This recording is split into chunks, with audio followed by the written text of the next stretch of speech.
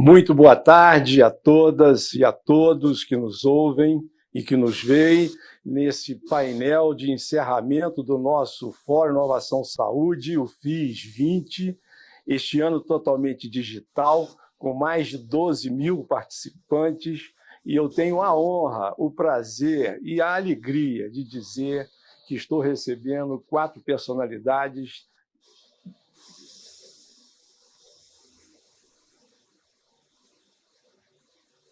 Então, nós estamos aqui, eu estou aqui recebendo um grupo de personalidades que fazem a história no Brasil, eles representam o que tem de melhor em termos de cidadania plena, que é o motivo do nosso encontro de hoje. Hoje, nesse encerramento, nós resolvemos fazer um painel para discutirmos a saúde, a educação, a economia e o papel do cidadão. Eu tenho uma amiga, a Beth Breia, ela me disse o seguinte: quando o filho nasceu, eu perguntei a ela o que ela esperava do filho, e ela me disse a seguinte resposta: eu gostaria que o meu filho fosse um cidadão pleno. Então, eu gostaria de anunciar e, ao mesmo tempo, transferir essa resposta do que é ser um cidadão pleno para o jornalista Fernando Gabeira, o ex-ministro Luiz Henrique Mandetta, a nossa economista e agora colega, porque está estudando medicina, Mônica De Bolle, e a queridíssima escritora e imortal da Academia Brasileira de Letras, Rosisca Darcy de Oliveira. É uma honra ter vocês conosco nesse encerramento do nosso FIS 20 digital, e eu, então, passo a palavra de imediato para que o Gabeira, pela ordem alfabética, possa, então, dissertar um pouco sobre a sua visão de cidadania e a conexão da cidadania com a saúde, com a educação, com a economia. O que você pode dizer para a Beth, porque ela pode esperar que o filho, quando crescer, seja cidadão pleno? Olha, em primeiro lugar, muito boa tarde. Muito obrigado pelo convite. Boa tarde a todos os outros participantes desse painel, os quais eu respeito muito e gosto. Mas eu não tenho uma resposta acabada para esse tema. Inclusive, quando propuseram que eu falasse sobre o cidadão e a saúde, a primeira reação que eu tive foi de pensar, mas eu não tenho assim, uma resposta acabada para todo cidadão. Eu tenho apenas uma experiência que eu trago para você examinar. Eu trabalho com a questão de saúde, trabalhei com a questão de saúde quando fui candidato nas várias eleições que participei no Rio de Janeiro. E uma das questões que eu tentava resolver quando trabalhei com esse tema e achava que era um direito do cidadão era a transparência sobre os serviços prestados. Então, meu trabalho consistia, na época, em entrar nos hospitais e mostrar como funcionavam os hospitais do Rio de Janeiro. Isso há muitos anos atrás, mas esse desejo de transparência é, evidentemente, respeitada a descrição a respeito dos pacientes que estão lá. Esse desejo de transparência eu acho fundamental para a sociedade. Até hoje, eu acho que ele continua a existir e continua sendo escamoteado. Recentemente, aqui no Rio de Janeiro, foi criado um grupo de guardiões do prefeito da cidade, com o objetivo especificamente de evitar que essa transparência se desse. Esse grupo evitava que as televisões e os repórteres falassem sobre o que se passava dentro dos hospitais. Então, o primeiro ponto que sempre me interessou nessa questão do cidadão e da saúde foi tentar estabelecer uma transparência, que ele soubesse exatamente como o dinheiro dele é gasto e que tipo de serviço é dado a ele. O segundo aspecto que sempre me interessou também é o aspecto da solidariedade. Essa semana eu fiz uma entrevista com a doutora Margaret Dalcomo sobre o que aprendemos com a crise, a pandemia. E nós constatamos que muitos aspectos positivos surgiram dessa crise. E talvez o aspecto mais positivo seja o de que a sociedade, parcialmente, evidentemente, a sociedade, o governo e a iniciativa privada compreenderam que eles estão, de uma certa maneira, no mesmo barco, né? Que eles estão envolvidos num processo em que eles precisam cooperar. Eu acho que isso talvez tenha sido um dos aspectos mais importantes, desde as grandes campanhas que foram feitas, uma delas estimulada por você mesmo, da qual participei, aquela de buscar hospedagem para os médicos e funcionários de saúde que estavam em atividade, para que eles não colocassem as suas famílias em perigo, até as campanhas que foram desenroladas em vários pontos da cidade. Alguns morros do Rio criaram comitês de crise que funcionaram bem dentro dos limites. E eu havia visitado também um lugar chamado Paraisópolis, em São Paulo, depois da grande repressão policial, e mantive o contato com eles e soube, naquele momento, que eles também conseguiram estruturar um trabalho de cooperação durante a pandemia, que foi bastante importante. Desde a contratação de médicos pela comunidade, a definição dos lugares para a quarentena, para o afastamento, ao alimento para as pessoas que precisavam ficar ali. Então, ficou bastante claro para mim que essa cooperação, essa solidariedade, que se deu em vários níveis, é um elemento fundamental.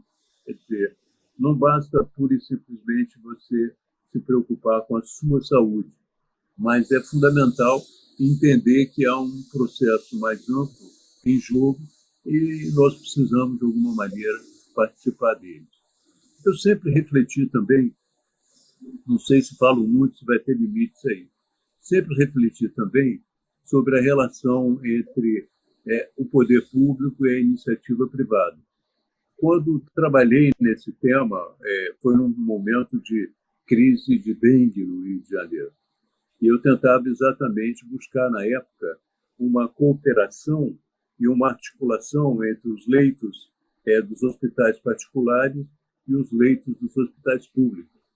E, naquele momento, eu percebi, tive muitas dificuldades quando reuni a Associação dos Hospitais e tentei conversar com eles na condição ainda de mais interessado na solução do problema. E a resposta que me deram é que toda a experiência que tiveram com o poder público foi muito negativa, no sentido de que os acordos não foram respeitados, que as promessas do poder público não foram respeitadas. E eles estavam realmente muito assustados em restabelecer esse contato e essa cooperação em larga escala, com medo de não serem, de uma certa maneira, atendidos. Essa também foi uma preocupação que eu tive, é um dos pontos que eu considero fundamentais. Né?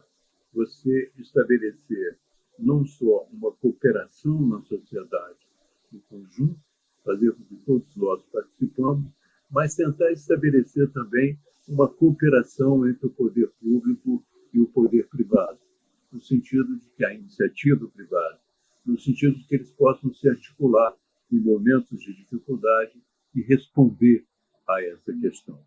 Portanto, esses foram os temas com os quais eu trabalhei como cidadão.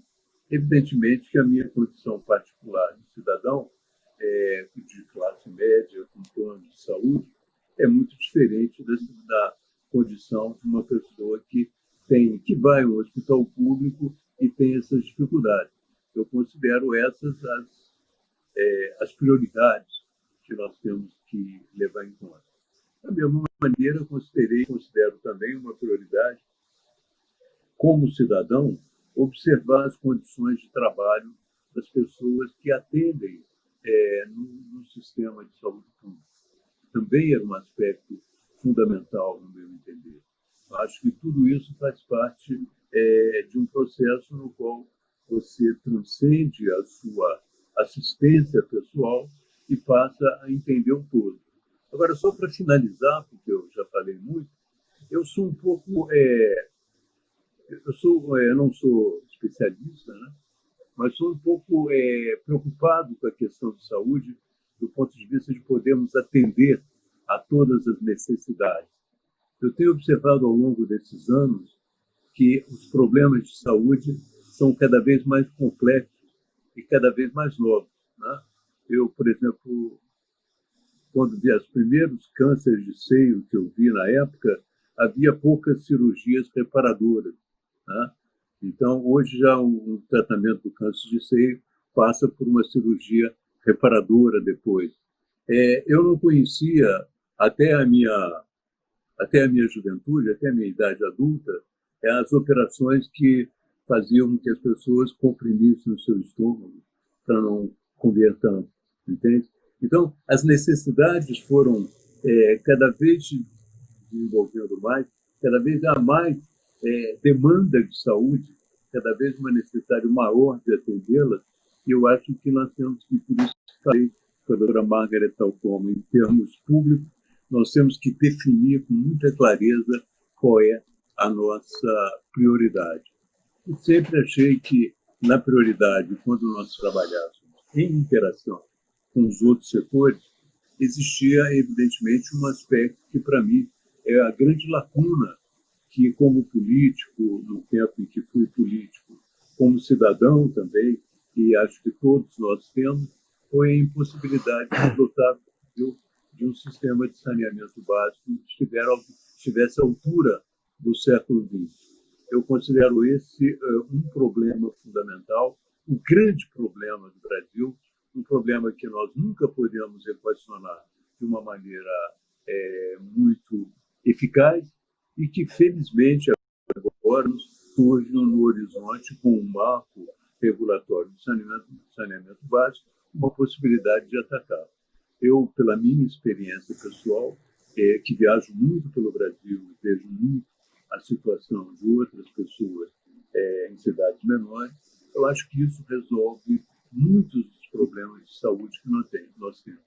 Eu sou muito impressionado com as doenças de origem hídrica, doenças provocadas pela contaminação hídrica, e tenho visto que, em muitos lugares também, onde o saneamento básico chegou, não só essas doenças diminuíram, como o próprio aproveitamento infantil em todas as atividades aumentou também.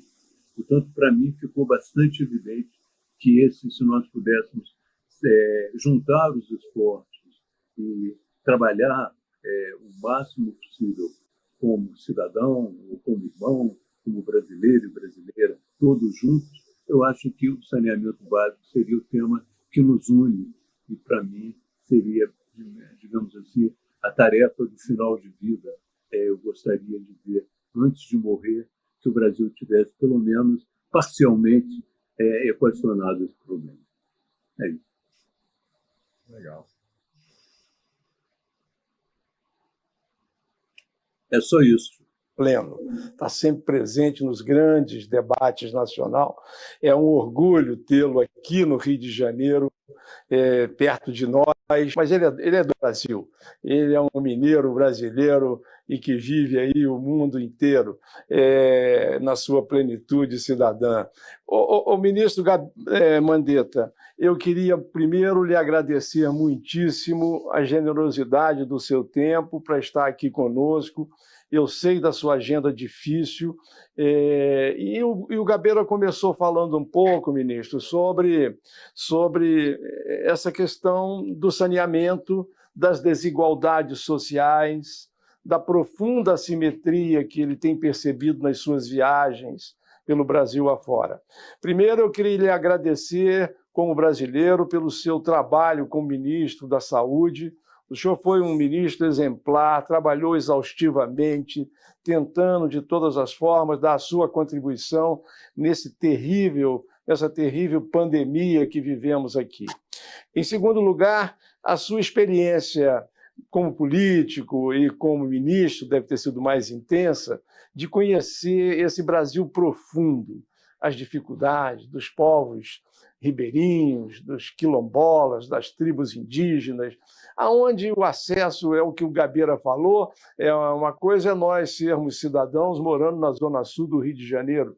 Esse outro cidadão, também assim chamado, mora em condições muito adversas, às vezes na mesma cidade, como é o nosso caso, ou então em lugares muito distantes de nós. Eu queria, ministro, que você pudesse nos falar um pouquinho como é que você percebe essa variedade de cidadãos que existem no Brasil e de que forma a saúde pode contribuir para que ele possa ser incluído numa categoria de cidadão de melhor qualidade. Nós hoje no Brasil temos cidadãos de vários níveis, da primeira classe, segunda classe, terceira classe. Como é que a gente faz uma equidade de acesso à cidadania? Talvez o que o Gabeira falou seja um início desse nosso desafio. Se esse marco regulatório do saneamento básico ele efetivamente for cumprido, talvez o início da cidadania seja água tratada e esgoto tratado e jogado com tratamento adequado, despejado com tratamento adequado. E se for isso, já deu um grande passo. O que o senhor acha, ministro Luiz Henrique Mandetta? Muitíssimo obrigado pela sua presença. Obrigado, José, então, pelo convite, a toda a organização do nosso evento. Tempo que cumprimento Gabeira, minha reverência a toda a sua trajetória, todos os ensinamentos dessa fonte que a gente já bebeu. A Mônica, agora minha colega, médica em formação, né? Eu já sou um médico vovozinho, já perto dos que estão entrando na faculdade agora, e o Rosisca, nossa imortal, por todo o seu trabalho, sua visão, principalmente sobre o papel angular da mulher dentro desse conceito de sociedade, dentro desse conceito de saúde. A primeira pergunta que foi para o Gabeira, que eu achei que era uma pergunta comum, que era um conceito de plenitude. E isso relativa-se muito, porque a plenitude, quando você vê, depende muito do cenário onde você está inserido. Aí no Rio de Janeiro, eu me lembro de uma música, eu só quero ser feliz e andar tranquilamente na favela onde eu nasci. Esse era o conceito para ele de plenitude. Se a gente pegar o homem pantaneiro aqui com o Manuel de Barros, o conceito de plenitude pode ser contemplar o Pantanal e ver o Rio Paraguai e descer tranquilo. E em saúde, esse conceito de plenitude é o desejo do homem na eterna luta contra a morte. E as sociedades todas foram construindo os seus modelos. O nosso país vinha de um modelo de assistência à saúde de 1500 até 1988, com um conceito de atendimento aos pagantes e aqueles que não podiam pagar serem atendidos pela misericórdia. Daí a rede de santas casas de misericórdia e filantropia que ocuparam a cena. O Brasil pouco fazia em termos de prevenção. Esse modelo se esgotou numa epidemia de meningite em 1974, em pleno regime militar, onde a resposta foi censure os números e não revele a gravidade da doença para que possamos passar por isso. A doença, quando você chega, ela ataca um instinto básico do ser humano, que é a preservação à vida. E ninguém segura, não há censura no planeta capaz de segurar quando o ser humano adoece. E aqui no nosso formato social de índios, negros, brancos, rapidamente os pajés balançam as suas alertas, os chás aparecem, a preocupação grita e nós entramos rapidamente na primeira epidemia de século XXI, narrada online pela internet. E, em cima disso, uma criança de 30 anos chamada SUS, que foi um desafio geracional. Ela não nasce pronta e sendo questionada pelo seu conceito de plenitude. Ela nasce de uma máxima constitucional que desafia as nossas gerações a darmos saúde através do Estado ou com os esforços do Estado, como um dever do Estado e um direito do povo, no seu tripé de integralidade, universalidade e equidade.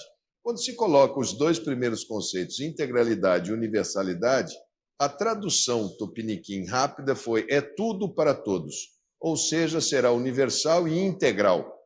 E o nosso SUS ainda não escreveu qual é o seu conceito de integralidade, até onde você vai com as possibilidades do seu Estado para poder valer a máxima constitucional. E o terceiro tripé, que é equidade, que é você tratar diferente para conquistar a igualdade, e aí talvez um dia alcançar a plenitude dos serviços, esse ninguém no Brasil quer discutir as políticas de equidade, para que nós possamos atingir a plenitude. Então, no nosso sistema fragmentado, uma parte de cobertura privada e uma parte de cobertura pública, e com coparticipação com o cidadão, investindo do seu recurso próprio na compra de remédios, seja no SUS, no pagamento de um exame e volta para o SUS, ou a classe média com seus planos de saúde, ou aqueles que pagam privado, ou aqueles que ficam, às vezes, à mercê das filas enormes do SUS, o somatório dos gastos públicos e privados, o total de dinheiro gasto com o quesito saúde, ele já é um total bem elevado, que nos coloca num nível alto de gasto, mas desorganizado.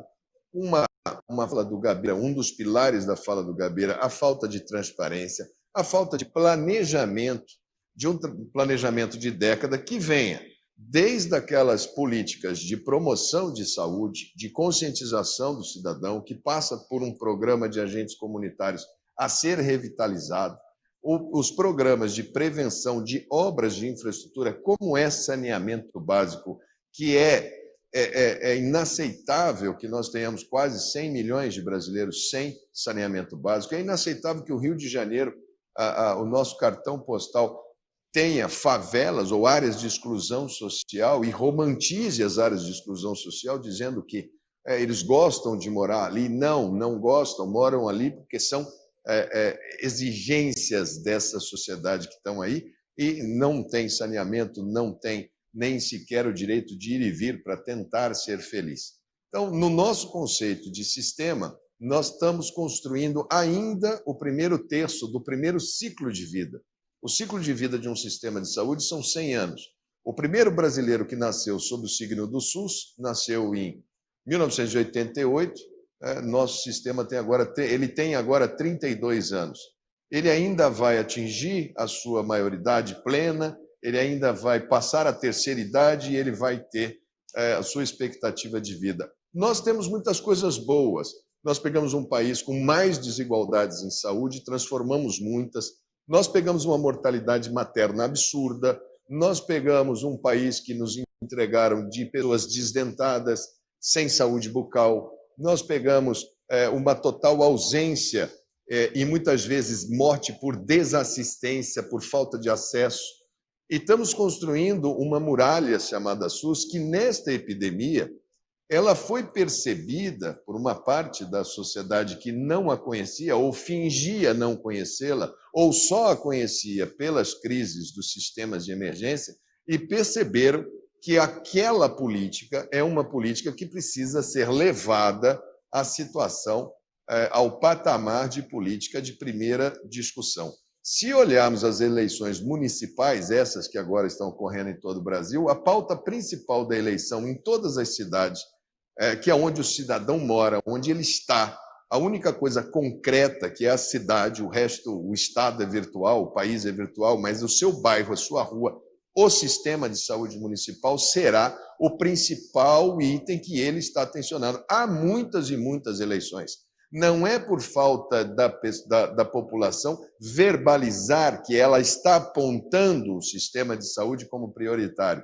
mas é a exata medida em que uma parte importante da elite brasileira, e aí eu coloco os economistas em primeiro plano, que acabam olhando e vendo: se eu tivesse esse dinheiro da saúde para fazer outras coisas.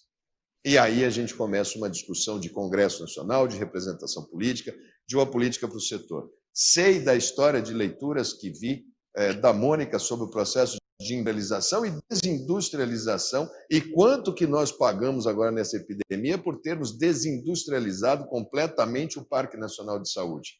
Como estamos frágeis em termos de soberania, até para construir uma máscara com toda essa competição asiática. Vejo claramente a questão da educação como link umbilical. Cada ano de estudo eu diminuo 1 ponto na mortalidade infantil no meu país, que ainda é muito elevado. As populações de local de difícil provimento, como os ribeirinhos, a Amazônia, o fundo do Vale, o Jequitinhonha, o Siridó, a periferia das grandes cidades, pôr um médico no Complexo do Alemão, embaixo de bala, de fuzil, colocar um médico lá em Paraisópolis, trazer, né, a medicina, a enfermagem, que não vai sozinha, precisa ir à cultura, precisa ir ao teatro, precisa ir o conceito de cidadania completa para esses locais, é o desafio que nós estamos atravessando. As iniciativas do ano passado foram todas em direção à atenção primária. Foi o Médicos pelo Brasil, que foi aprovado pelo Congresso, tem que ser feito o concurso público, pagando muito a mais para quem vai para o Brasil Profundo, com classificação de áreas, com pontuação, cobrando resultados. Agora, tudo isso permeado, no momento, por uma total nulidade do Ministério da Saúde. O Ministério da Saúde vive hoje a grande noite, o grande apagão, muito similar ao apagão da ciência que aconteceu no final dos anos 60, com o exílio de todos de Fiocruz, com a saída de Sérgio Aroca, de todos os nossos sanitaristas. Agora nós estamos sob uma intervenção militar e um vazio de pensamentos e um vazio de atitudes. Assistimos essa semana a crise Anvisa-Butantan por uma vacina e ficamos todos perplexos de saber que o motivo do cancelamento é porque o computador não estava funcionando, porque não recebeu a informação. Avisado pela imprensa, criou-se uma crise enorme. O presidente comemora o fato dele ter ganho, quer dizer, eu comemoro que a ciência está tendo dificuldade, e depois, no dia seguinte, vai lá e fala, não, agora o computador já ligou aqui, agora eu já recebi o papel, então volte à pesquisa. Isso tudo é o que mina, é o que prejudica, mas é o que digna e o que inspira toda a sociedade brasileira a dizer: nós queremos construir um sistema de cidadania plena para que o filho dessa colega possa atingir a plenitude dos seus desejos como cidadão. Acho que teremos muito para falar sobre especificidades do SUS, sobre prioridades do SUS, mas acho que no ciclo de vida o Gabeira está certo e eu colocaria a educação em tempo integral e um cuidado muito forte para que a gente pudesse, junto com esses 2 pilares, sair da anomia, né, da merencória situação que a gente está vendo hoje das lideranças políticas do país. Muito bom, ministro Mandetta, muitíssimo obrigado. Realmente, nós estamos vivendo um momento muito triste no Brasil. Isso é uma coisa muito assim. O Gabeira mesmo tem escrito excepcionais artigos, revelando essa preocupação de toda a sociedade brasileira com esse momento que a gente está vivendo, que definitivamente nós precisamos reencontrar um caminho de paz, de prosperidade, de crença na ciência, de respeito à diversidade. Eu acho que o Brasil tem que voltar à normalidade. Nós precisamos encontrar uma maneira de voltar à normalidade. Você sabe, ministro Mandetta, hoje nós discutimos aqui há 3 dias, o FIS vem fazendo esse congresso virtual, muito exitoso, discutindo governança, gestão, regulação, modelos sociais, financiamento, empreendedorismo, inovação, educação, desenvolvimento industrial da saúde e pesquisa.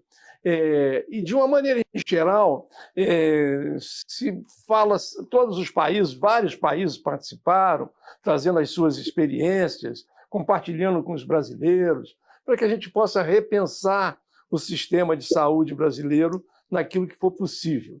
E um ponto é comum a todas essas discussões, que é a questão dos recursos financeiros. E aí eu passaria para a nossa Mônica De Bolle um questionamento sobre a resposta à cidadania Mas, ao mesmo tempo, a gente vê sempre uma dualidade de economia versus saúde. Quer dizer, eu não tenho capacidade. E não a economia e a saúde, a economia e a educação. As coisas têm que estar juntas. Eu tenho a impressão que não se constrói nada sem pessoas. As pessoas, como o Gabeira e o ministro Mandetta citaram, elas são os mais importantes ativos de uma nação. Então, nós não podemos dar prioridade à economia em detrimento da saúde, ou em detrimento da educação, ou em detrimento de investimentos culturais ou de qualquer natureza que transforme aquela criança que está nascendo, o filho da minha amiga, num cidadão pleno.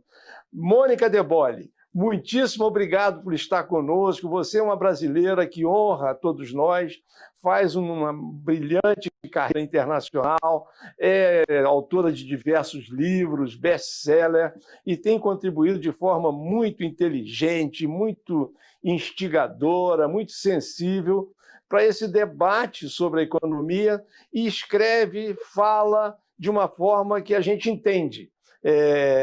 O que é muitas vezes difícil entender essa linguagem econômica. Muito bem-vinda, Mônica De Bolle, muito obrigado por ter aceito o convite para estar conosco, o tempo agora é seu. Muito obrigada, agradeço muito o convite por estar aqui, para mim é um enorme prazer, é uma enorme honra estar aqui com o Gabeira, quem eu leio sempre, com a Rosisca, e muito boa tarde para você, ministro Mandetta. E deixa eu começar a responder a sua pergunta de uma outra maneira, porque o Gabeira colocou muito bem a questão do saneamento básico, e eu fiquei surpresa que o ministro Mandetta tenha falado bastante sem tocar no tema da Covid, no tema da pandemia, como ela chegou no Brasil, como ela se espalhou e como ela agora está entrando na segunda onda. Então, eu acho que a gente deve pegar essa espécie de elefante que está na sala e pensar um pouco a esse respeito, porque, afinal, isso tem implicações, já teve implicações severas para a economia e vai ter novamente implicações severas para a economia, haja vista o que está acontecendo nesse momento no Brasil, com os hospitais voltando a encher, com os números de casos voltando a subir, enfim, com a onda voltando no Brasil, como ela tem voltado ao redor do mundo. Eu falo aqui dos Estados Unidos, onde acabaram de ser registrados 200 mil casos diários de Covid nas últimas 24 horas, na verdade. Então, começando por aí, eu acho que a gente tem um tema muito importante nessa questão de saúde e economia, que é a seguinte. Primeiramente, não existe economia sem pessoas, né? A economia é uma construção humana, e, em sendo uma construção humana, não existe economia sem gente. E não existindo economia sem gente, a saúde tem precedência sobre tudo. E isso eu acho que é o óbvio, mas para muitas pessoas talvez isso ainda não seja óbvio, principalmente ainda membros do atual governo. Eu me lembro que no início da pandemia, quando ela chegou no Brasil, nós que tínhamos tido algum tempo até para nos prepararmos, já que a pandemia começou na China em dezembro e chegou no Brasil no final de fevereiro, início de março, portanto, nós tivemos aí uma espécie de sobreaviso de 2 meses a 2 meses e meio. Chegou no Brasil, não houve um reconhecimento claro por parte de certos membros do governo a respeito da gravidade da pandemia, como também, por parte das políticas de saúde, e aqui eu gostaria muito de ouvir o ministro Mandetta a esse respeito, as medidas não foram suficientes para conter aquela onda, mesmo já tendo nós assistido o que estava acontecendo em outros países. E, inevitavelmente, as consequências disso foram as que foram para a população de um modo geral e foram as que foram para a economia. Houve, na ocasião, como está vendo, de certa forma agora, mas de forma muito mais amena, porque eu acho que agora, pelo menos ao redor do mundo, já se percebeu com clareza que as medidas sanitárias são necessárias, as medidas de distanciamento social, a exigência de máscaras, tudo que está sendo feito para tentar conter a disseminação do vírus nessas novas ondas, e os novos lockdowns que estão sendo feitos, são menos rígidos do que os primeiros, mas ainda assim são lockdowns, que todas essas medidas aí, elas têm um custo econômico de curto prazo, mas, quando bem feitas, elas têm também uma consequência de médio prazo para a economia muito melhor. Haja visto a experiência dos países asiáticos que conseguiram controlar a epidemia.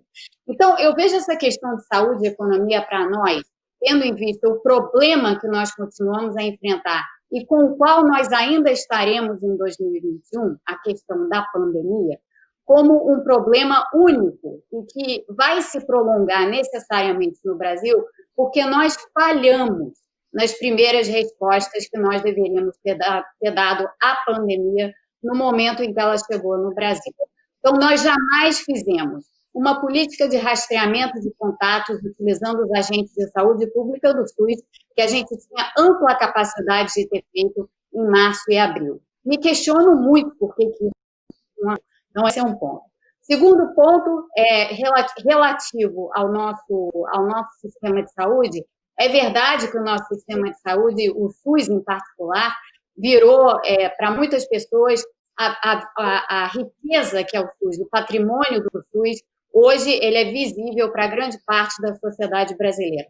No entanto, ele permanece subfinanciado, não foram distribuídos os recursos na ocasião em que a pandemia chegou ao Brasil e que o Ministério da Saúde primeiro recebeu os recursos para distribuir para os estados, municípios e para as diversas localidades do país.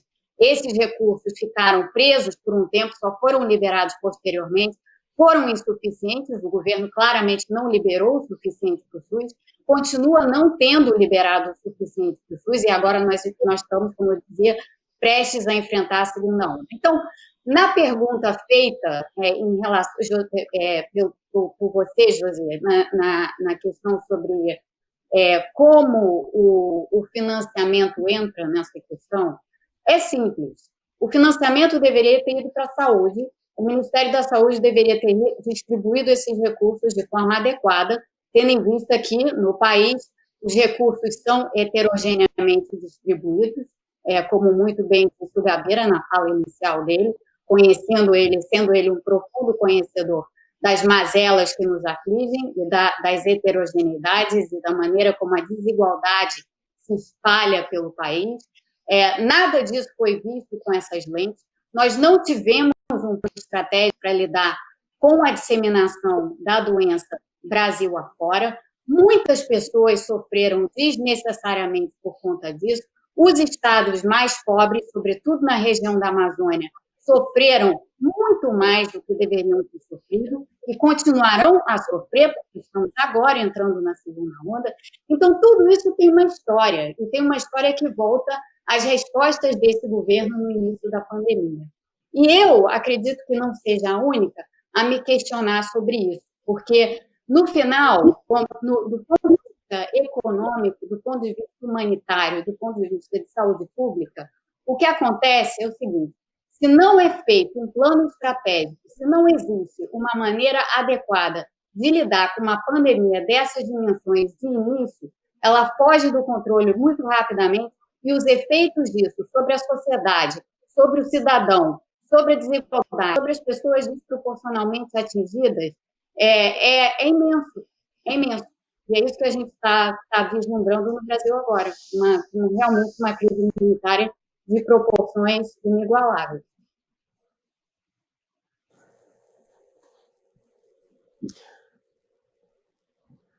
Muito bem, Mônica.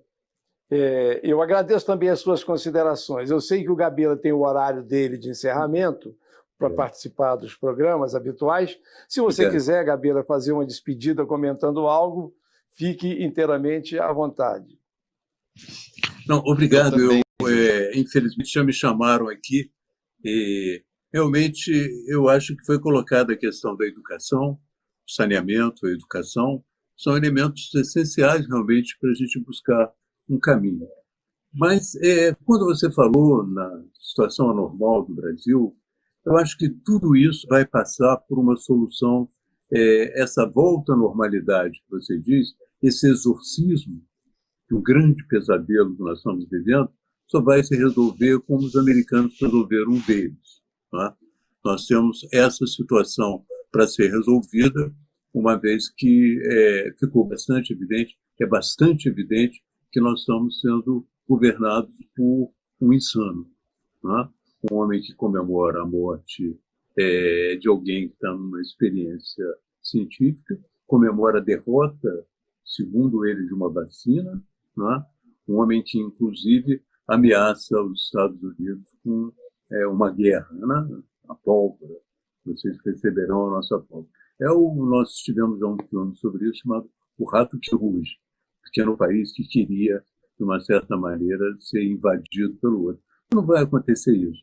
Nós constatamos hoje, e inclusive estou publicando no meu artigo na própria internet, que o Brasil gasta muito mais com os aposentados do Exército do que propriamente com a pólvora, né? São 26 bilhões com funcionários e com aposentados e 4 bilhões com equipamento. Então, na verdade, o que o Bolsonaro ameaçou ontem aos Estados Unidos foi de levá-los ao pesadelo de entrar de novo no princípio da Segunda Guerra, tendo todo aquele equipamento que existia na Segunda Guerra, que hoje eles já nem usam mais. Portanto, eu acho que nós temos que ter uma saída política. E sem essa saída política, todas as nossas boas ideias vão ficar congeladas. Muito obrigado pela atenção e pela possibilidade de participar com essas pessoas que eu gosto tanto e respeito. E agora vou ter que trabalhar. Valeu? Muito obrigado. Muito obrigado a você, Gabeira. Um bom trabalho na TV. Obrigado. Muito obrigado mesmo pela sua gentileza de sempre. É uma honra tê-lo conosco. Obrigado. Mônica, eu não sei se você já tinha concluído ou se eu já posso passar para a nossa Rosisca ou se você ainda gostaria de fazer alguma complementação. Não, por favor, vamos ouvir a Rosisca. Perfeito. José, só para deixar que eu quero anunciar... eu, na sequência, vou ter que sair também. Eu tenho Também vai ter que sair, dizer então, ali antes que Gabriel. eu, na sequência, vou ter que sair. Com certeza, com certeza. Não, mas continuaremos aqui. Se você quiser, então, responder aos questionamentos feitos pela nossa Mônica De Bolle, ou algum tipo de comentário final, seria ótimo. Em seguida, passaríamos para a nossa Rosisca e daríamos continuidade até o final, com as duas mulheres dominando a nosso palco. Ministro Mandetta, por favor, então, as suas considerações finais, respondendo alguns dos comentários pela nossa Mônica De Bolle, por favor. Só deixar claro que eu vou deixar gravando aqui, com minha turma aqui, que eu quero ouvir a Rosisca e a sua visão de todo esse imbróglio social, geopolítico e de todos os ingredientes que existem. Mônica, é muito difícil a gente olhar fora do contexto global dessa epidemia. Você tem, primeiro, uma China e uma Organização Mundial da Saúde, em janeiro, anunciando uma doença, colocando o epicentro na cidade de Wuhan, dizendo que eles iriam fazer um bloqueio em Wuhan, mantiveram todos os voos, e que se você fizesse bloqueio das pessoas, você conteria a doença, passando a informação de que era mais um vírus pesado. Somente quando esse vírus entra na sociedade ocidental, que entra na Itália, que a gente vê o desabamento dos sistemas de saúde da Itália, da Alemanha, da França, da Alemanha, dos Estados Unidos em sequência. O Brasil não é diferente de nenhum país, ele não é uma ilha, a doença ela tensiona os sistemas de saúde. No começo, quando eu estava no cargo, nós não tínhamos equipamentos de proteção individual, não tínhamos máscaras, não tínhamos óculos de proteção, não tínhamos propé, não tínhamos aventais. Se você lembrar de uma cena da enfermagem da Inglaterra trabalhando com um saco de lixo na cabeça dentro do hospital, você vai entender que faltou uma moderação mundial, porque a China fechou as exportações e ela concentra 94% dos itens que eram necessários. A estratégia de capilaridade pela atenção básica pelos agentes comunitários ela é muito óbvia e ela está no planejamento em saúde para esse perfil de doença. Mas você não pode mandar uma pessoa para a guerra com uma estilingue, sem um sapato, sem uma botina. Você precisava vestir essas pessoas, capacitar essas pessoas. A expansão do atendimento de leitos de CTI no Brasil, 1.000 leitos no período de 45 dias, nenhum país do mundo fez. A região norte, a região amazônica, por decisão deles, acreditaram e embarcaram na teoria igual dos terraplanistas, de que lá era tão quente que o vírus não se multiplicaria. E os empresários da Zona Franca de Manaus mantiveram as suas empresas abertas e o vírus lá entrou pela classe trabalhadora, entrou pela Vila Operária. Se você conhecer Manaus, você vai ver que ela abraça o entorno da cidade, diferente de São Paulo, que a doença entrou pelo Sírio-Libanês, pelo Einstein, no Rio de Janeiro entrou pelo Copador, entrou pela Zona Sul, por Ipanema, por Leblon, e a gente teve um tempo de conseguir construir uma estrutura para evitar a morte por desassistência. Enfim, é uma história, é um aprendizado, eu acho que todo o setor aprende, mas o SUS, no que diz respeito a dar uma chance para as pessoas lutarem pela vida na parte hospitalar, ele conseguiu, com muita dificuldade, ele conseguiu esse objetivo. Mas na parte de se utilizar da sua potencialidade como um todo, ele não pôde, porque exatamente o contexto daquele momento. A Fiocruz, que acaba de receber um prêmio aqui, nós estávamos com um avião dentro do aeroporto de Pequim, com 150 respiradores dentro do avião, pagos pela Fiocruz. Quando entrou a iniciativa privada norte-americana, devolveu o dinheiro da Fiocruz, pagou a multa, que era caríssima para o Brasil, não tirou os respiradores de dentro do avião, simplesmente mudou o plano de voo saindo de Pequim para os Estados Unidos. A Itália teve máscaras desviadas da Cruzia que iam para a Itália e foram para o mercado. Então, o que a gente assistiu foi o ser humano na sua face mais cruel. Sentimos muita falta de um organismo de mediação de conflitos na área de saúde internacional, um regulamento sanitário internacional arcaico, países usando as informações de saúde muito mais como estratégias militares e de defesa do que como uma estratégia sanitária. Isso é um debate que já está acontecendo. Essa semana a gente teve um debate duríssimo com o pessoal de Harvard, com uma turma, sobre o uso das informações de saúde e soberania nacional, de como fazer para que não sejam induzidos sistemas de saúde, como o mundo inteiro foi induzido, a entender um alerta atípico. Olha, é uma emergência somente para Wuhan, mas é um alerta internacional. Essa foi a maneira como o comunicado da China e da Organização Mundial de Saúde saiu nos meses de janeiro, fevereiro. Somente em março é que nós vimos que o vírus era um vírus extremamente competente para a transmissão. E a gente adotar como parâmetro a Nova Zelândia, os países nórdicos, quando nós temos uma favela com um recorde de tuberculose, com 1,14 m de corredor de deslocamento, sem saneamento, com as pessoas vivendo do resto das cidades, vendendo churrasquinho, trabalhando de ambulantes e flanelinhas, é muito diferente. A gente vai ter que criar estratégias diferentes para que essas nossas inequidades, esses abismos sociais possam ser minimamente construídos em termos de saúde, para que a economia volte a crescer e volte a prosperar. Eu peço desculpas porque eu vou sair de carro aqui agora, eu vou lá em Bodoquena, na Franja do Pantanal, é mais ou menos 3 horas, está marcado lá às 7h30 o evento. Eu tinha conversado aqui, eu achei que era mais cedo, por causa de fuso horário, eu estou 1 hora menos que vocês, mas isso não tira a distância de Campo Grande até Bodoquena, que é um paraíso do lado de Bonito, na Serra da Bodoquena, onde a gente vai discutir meio ambiente e saúde, e eu não sei se o Brasil está pior no mundo no quesito saúde, se é no quesito meio ambiente, ou se é agora no uso da pólvora para as nossas ambições de proteção do nosso Estado. Então, peço desculpa por não ficar aqui num debate extremamente importante. Deixo vocês com a Rosista e com a Mônica. Obrigado, José. Obrigado a todos os organizadores. Obrigado, ministro Mandetta. Faça uma boa viagem para esse lindíssimo Valeu. Pantanal. Até a próxima. Foi uma honra tê-lo conosco.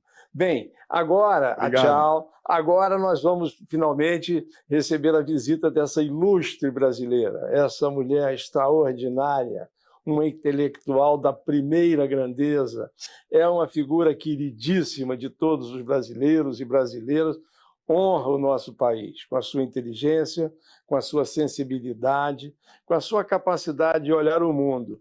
Eu queria muito, Rosisca, que você pudesse, a partir do que você ouviu aí tanto dos 3 debatedores até agora, sintetizasse um pouquinho essa questão da cidadania, de como é que essas pessoas podem resgatar a autoestima da vida, como é que a gente pode contribuir para que o acesso à saúde possa ser, de fato, uma coisa concreta, que o pobre, a pessoa mais simples, possa ter um acesso minimamente à informação correta.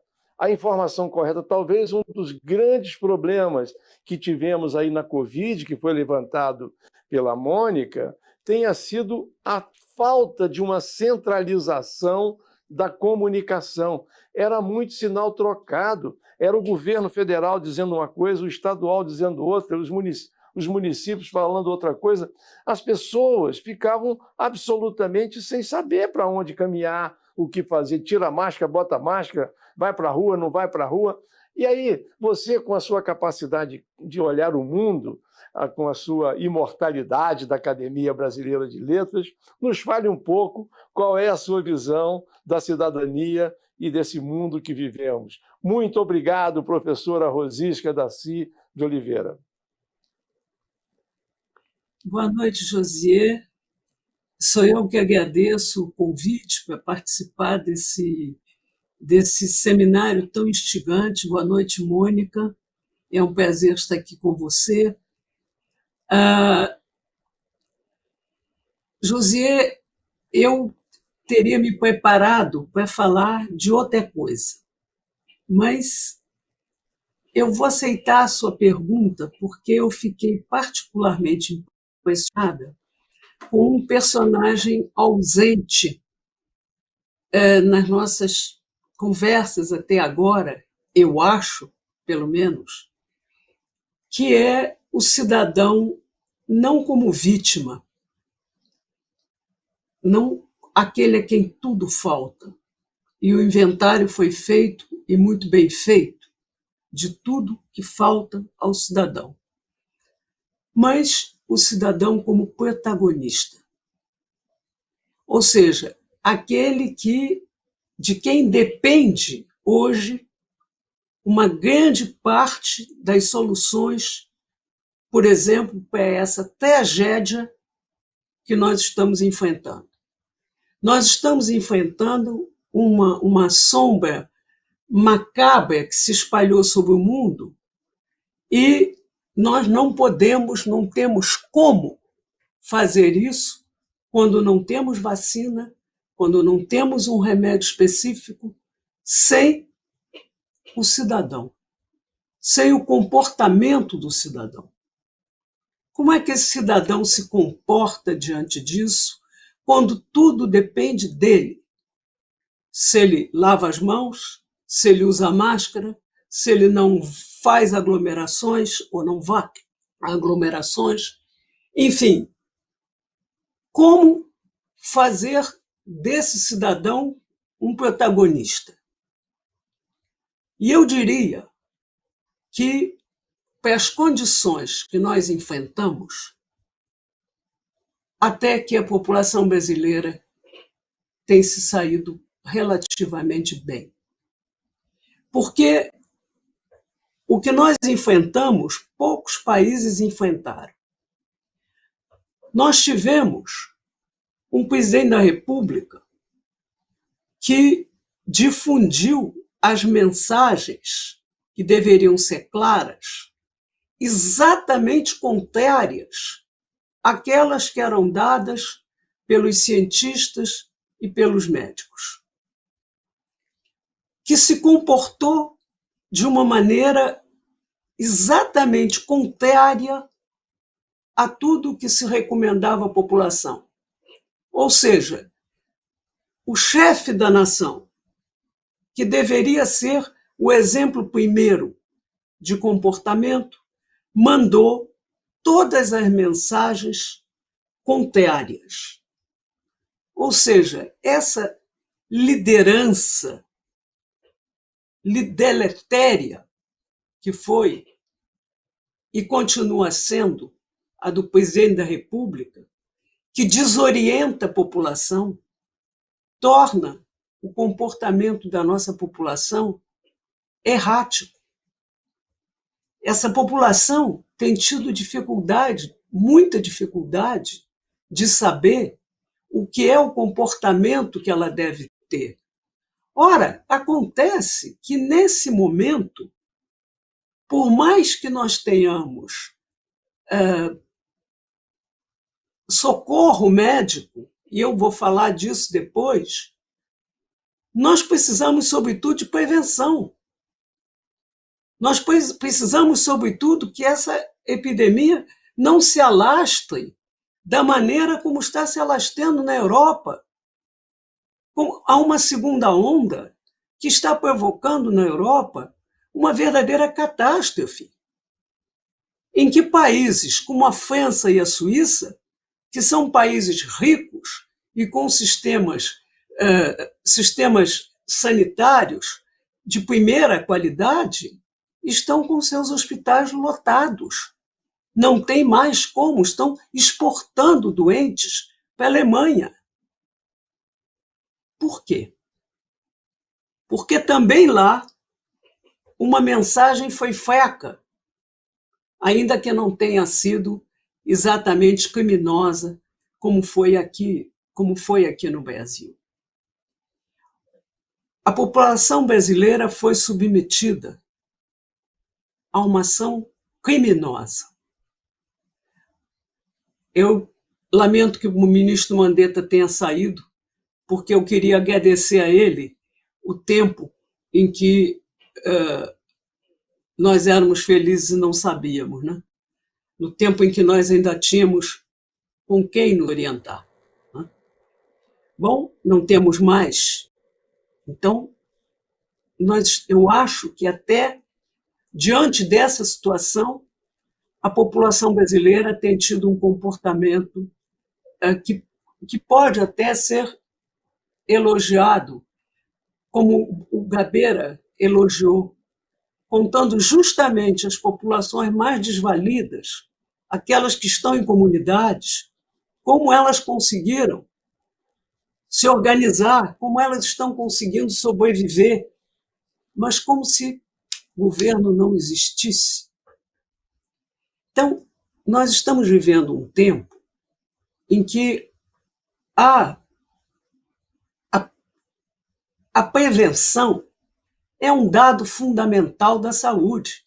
Desde 1978 do século passado, desde a Conferência de Alma-Ata, no Cazaquistão, organizada pela Organização Mundial da Saúde, que nós sabemos que a saúde não é um problema especificamente ou somente dos médicos e seus pacientes. É um problema, é um bem-estar. Saúde foi definida em Alma-Ata há tantos anos atrás como um bem-estar físico, mental e social. Portanto, nesse momento, lá atrás, introduziu-se a ideia de que a prevenção era um elemento essencial à saúde.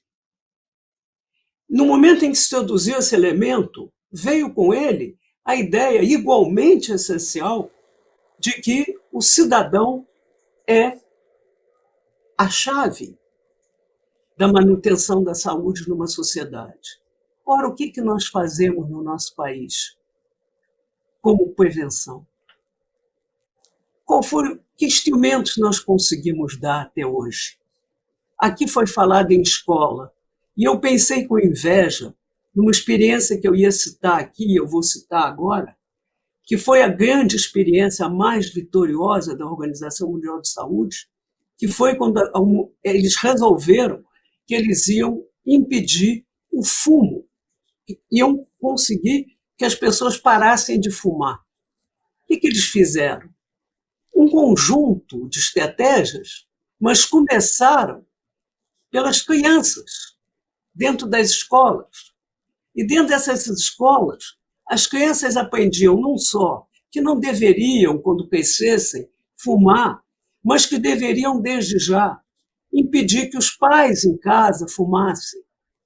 Aprenderam que aquilo fazia mal à saúde delas, o fato dos pais estarem fumando dentro de casa. E aprenderam, sobretudo, que eles tinham uma responsabilidade cidadã diante de um problema. Olha que aula que essas crianças tiveram. Aprenderam um perigo para a saúde e aprenderam que eram cidadãos. Nas nossas escolas, quando se perguntou quem sou eu, como é que eu sou feito, do que eu sou feito, o que é um cidadão, eu creio que nunca se perguntou isso numa das nossas escolas.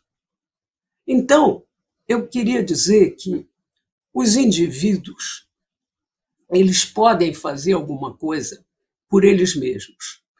Os indivíduos podem se confinar, aqueles que são mais informados. Os indivíduos podem ter uma alimentação correta, fazer os exercícios, coisas que muitas pessoas já fazem, não é? Mas isso não é o cidadão. O cidadão é outra coisa.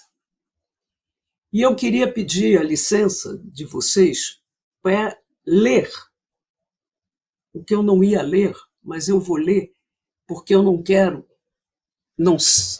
ser exaustiva, mas também não quero deixar em branco e esquecer muita gente. Eu queria dizer o seguinte: os cidadãos são aqueles que estão exercendo uma solidariedade nesse momento trágico que nós estamos atravessando. Cidadãos são todos aqueles, e aqui eu presto a minha calorosa homenagem a eles, aos médicos, ao demais pessoal da saúde, que agem não só como profissionais nos hospitais, públicos e privados, mas como cidadãos empenhados em salvar seu país de uma desgraça que se abateu sobre nós. Aqueles que, além de ir aos hospitais, todos os dias estão na mídia dizendo as verdades, desfazendo as crendices. E eu homenageio todas essas pessoas na pessoa de um nome, que é o da doutora Margarete Dalcom. Cidadãos são também os pesquisadores que lutam para afirmar a ciência contra a ignorância. São os que trabalham em laboratórios e se arriscam nos exames de depistagem. São todos aqueles que ajudam com o que têm. Uma cesta básica que garante a sobrevida de uma família, ou milhões de dólares que equipam hospitais e sustentam a pesquisa e a vacina, a pesquisa da vacina. Todos estamos sendo cidadãos quando falamos e escrevemos. Gabeira saiu, é pena, porque eu diria a ele, essa é uma forma especial da sua cidadania, como eu considero uma forma essencial da minha, quando falamos e escrevemos a outros cidadãos, defendendo a ciência, desmontando mentiras e crendices. Sobretudo, homenageio às redes de cidadãos que distribuem água potável, remédio e comida nas comunidades.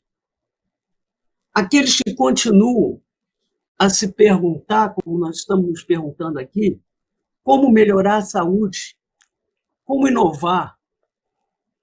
Todos nós que estamos aqui hoje e os que nos escutam no seu distanciamento, como cidadãos, o nosso papel hoje, e que é o maior desafio sanitário da nossa história, e para o qual não nos prepararam, ao contrário, nos sabotaram, está posto esse desafio. O nosso papel como cidadãos é lutar, contribuir para lutar contra esse vírus, na luta contra esse vírus. Cada um com recursos que dispuser. Em nome dos mortos, que estão sendo ironizados por um presidente inominável, que tem a coragem de dizer: todos vão morrer,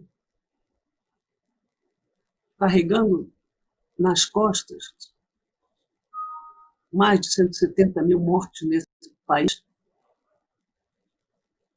que é o que o nosso país está carregando nas costas. Pois bem, em nome dos mortos, dos doentes que sobreviveram e daqueles que ainda podem sobreviver,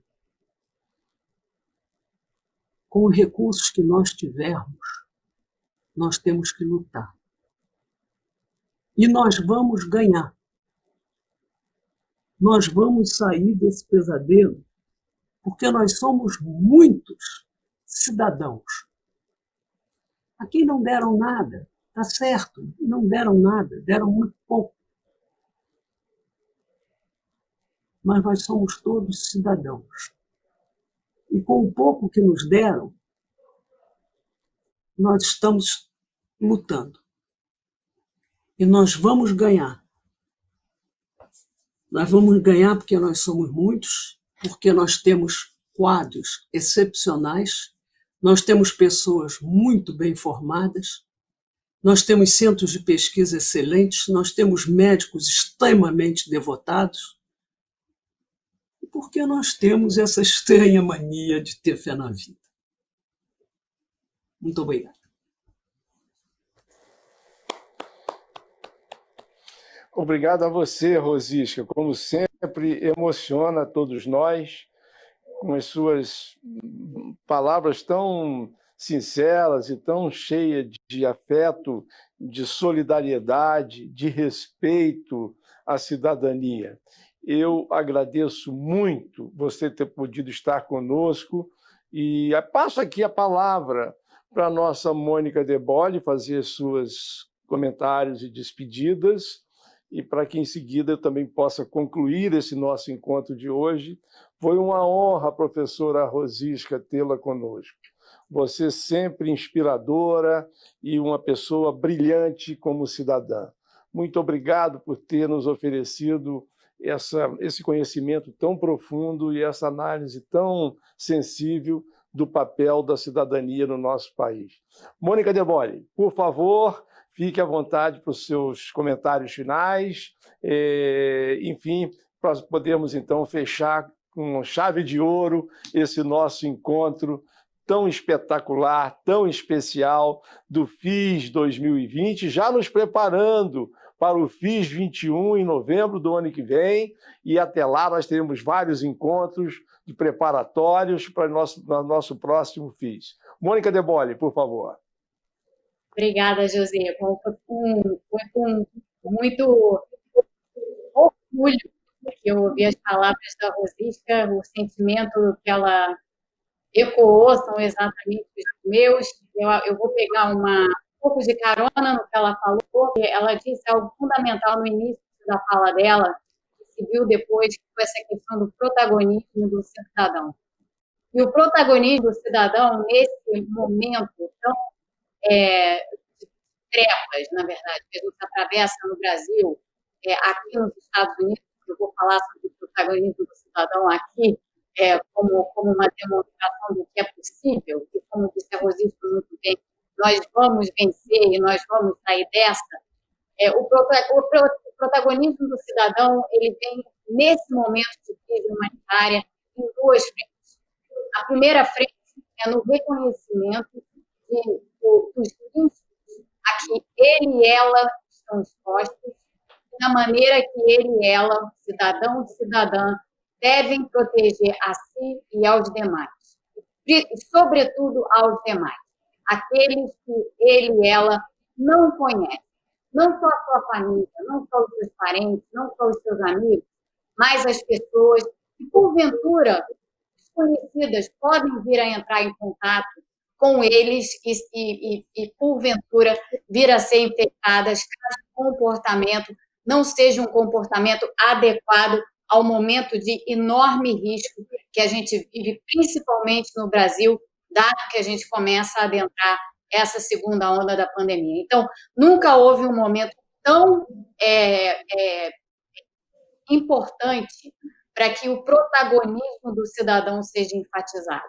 É importante que as pessoas usem máscara, é importante que as pessoas pratiquem distanciamento social, é importante que as pessoas não se aglomerem, é importante que as pessoas não estejam dentro de locais fechados, pouco ventilados, é importante que as pessoas deem mais atenção à saúde preventiva É importante que as pessoas deem atenção a condições, a doenças não transmissíveis, que hoje são a outra epidemia, há tempos, na verdade, a outra epidemia que está conosco no Brasil, problemas relativos à obesidade, hipertensão, doenças cardíacas, câncer, todos pré-condições para a doença severa de Covid.